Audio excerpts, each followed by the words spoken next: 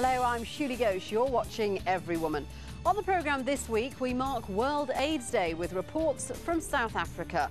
It has the biggest number of HIV cases, but 25 years after the first diagnosis, what's the situation now? And is the government doing enough?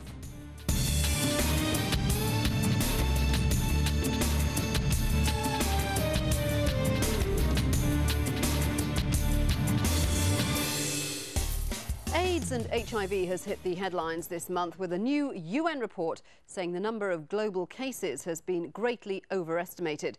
Well, many campaigners would argue with that. Even so, it still means that over 33 million people are living with AIDS and HIV worldwide. The worst affected region is sub-Saharan Africa, where more than half the sufferers are women.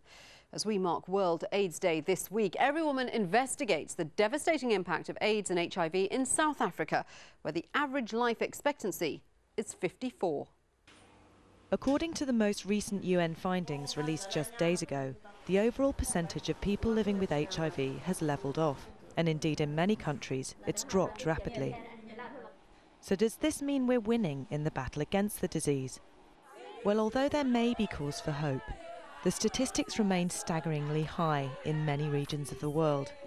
In sub-Saharan Africa, for instance, 22.5 million people are living with HIV, more than 2/3 of the global total, and of these, 61% are women.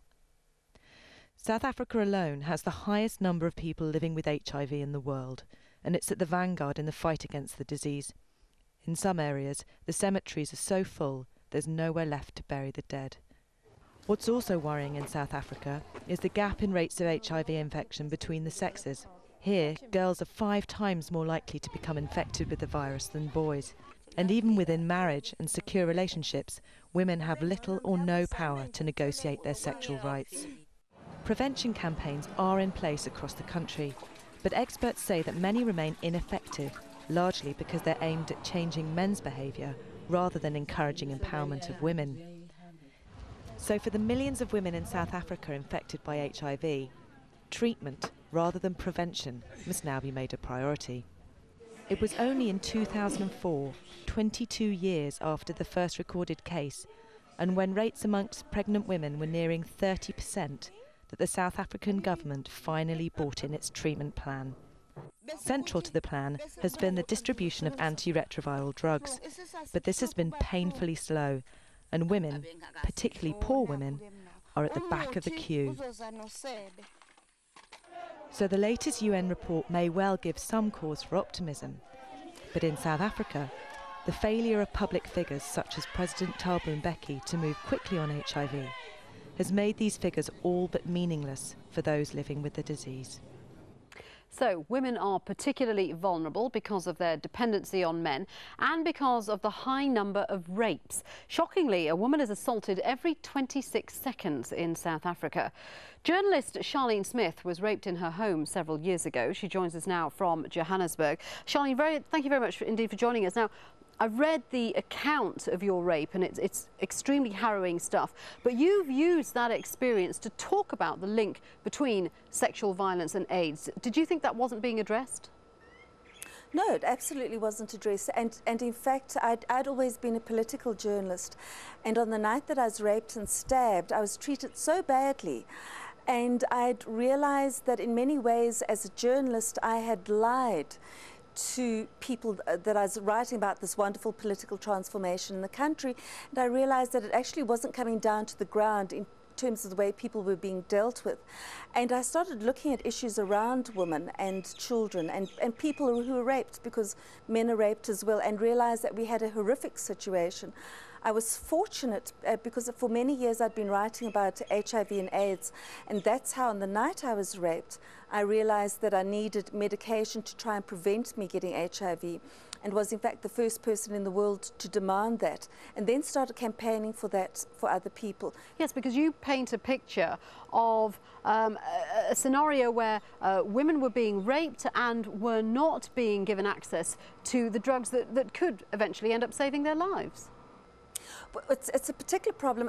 In South Africa at the moment, we are giving the drugs, but we're giving the drugs to only a small proportion of people, and globally more than 52 countries in the world now give it, but it's actually the way at which HIV is expanding through countries in the world. It should be given in every country of the world immediately to a person who is raped. If that person is given the drugs immediately or within 72 hours of being raped, then there hasn't been a recorded case yet in the world of that person becoming HIV positive. But do you think that South Africa as a country is doing enough to combat AIDS? Because the South African government has been internationally criticised for being in a state of denial over the problem. At the moment, we are giving more medicine to people with HIV than any other country in the world. But we also have the world's highest rate of infection. We have something like 2,000 people being infected every single day. We have more than 1,000 people dying of AIDS every single day. I believe that if we just looked at rape, because we have such high figures with regard to rape in our country, if we just gave the medication for rape to everyone tomorrow, we would cut the prevalence rate by 20% in South Africa. And the reasons why HIV is so prevalent is because people lack choice in negotiating sex and safe sex. And what we aren't looking at here and in many other countries of the world is attitudes where men believe they can take what they want. And then we have a situation where governments condone that situation by not ensuring effective prosecutions. In every country of the world, rape is the crime that is least likely to result in an effective prosecution. In South Africa, there also seems to be, correct me if I'm wrong, an appalling level of ignorance about HIV and AIDS. People thinking that you can have a shower after you've had sex and you can wash HIV away. People thinking that nutrition might help. Men even thinking that should they rape a baby or a very young child, they will cleanse themselves of AIDS. Why is this level of ignorance persisting in this day and age? The person who says that you can have a range of vegetables and olive oil to deal with HIV instead of using medications is our health minister, these who's are a woman, people in who's a medical doctor. She should know better. They should know better.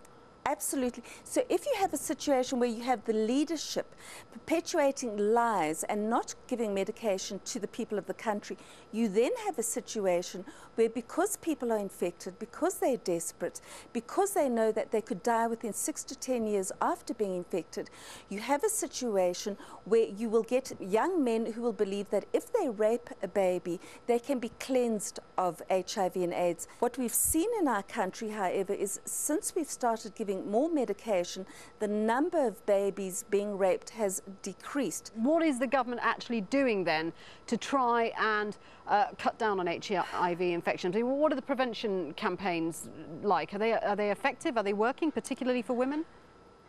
No, they aren't working. I think a reason that a lot of them aren't working is because we don't speak openly about sex and sexuality. For example, there's all sorts of prohibitions about women speaking about their intimate sexual functions. Women in many cultures, particularly in South Africa, but not only in South Africa, feel that they don't have the right to say to their partner, please use a condom. Can we go for an HIV test? I think it's grossly irresponsible for people not to go for HIV tests every year. And so we have a situation where the highest rate of HIV is in married women, because married women trust their husbands. They believe that they love him, they're being faithful, they hope he is. What you were saying about women not being comfortable with talking about their bodies and talking about their sexuality, that has a direct knock-on effect onto trials of microbicides, which is a preventative measure. Just explain what microbicides are. It's either a cream or a gel that a woman applies to her vagina. She would apply it in the morning as an example. It would last the whole day. That would prevent her being infected with HIV and in some instances with other sexually transmitted diseases. Some of the trials would also have a contraceptive effect. So in cultures where men say you can't have contraception, you must keep having babies, actually women would be able to apply it and the men wouldn't know.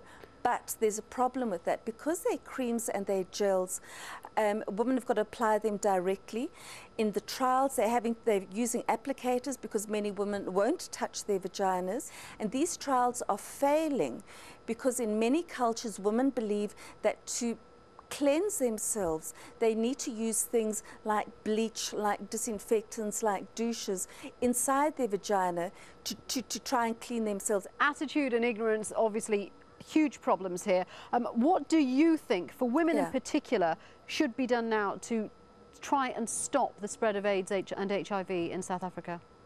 I think first of all we need to be speaking to our men. We need to, I think that most men respect women and love women and care for them. So we need to be speaking to those women and to those men and encouraging them to help women, to have discussions with their partners about sex and sexuality. We were talking right at the top of the programme about the most recent United Nations report, which says that the number of people with AIDS and HIV have been grossly overestimated. I know you don't agree with that. Why not? Very simple reasons. It only assesses pregnant women. Your sexually active population is more than just pregnant women. At the moment in South Africa, we've got campaigns to ask children from the age of 14 to the age of 20 to get tested for HIV. Only a quarter of that number of young people have been tested, when in fact in some of our regions the highest rate of infection is children 14 to 19. Your other area is people from the age of 40 and older in South Africa who believe because they're older they don't need to have sex with a condom, and we're starting to see very, very high rates of infection. The other problem with that is those results are only taken, it's one urban clinic and one rural clinic in each of South Africa, as an example. It's 9 provinces for 1 week a year. I've been to those hospitals and clinics. They are so short-staffed that the nurses and doctors don't have time to fill in those details. So they get to the end of the week, they say, okay, we've got to submit this. What were last year's figures? And they guess what they think the present figures are. And that's no way to monitor or manage an epidemic. Indeed. Charlene, thank you very much indeed for joining us. Charlene Smith speaking to us from Johannesburg there.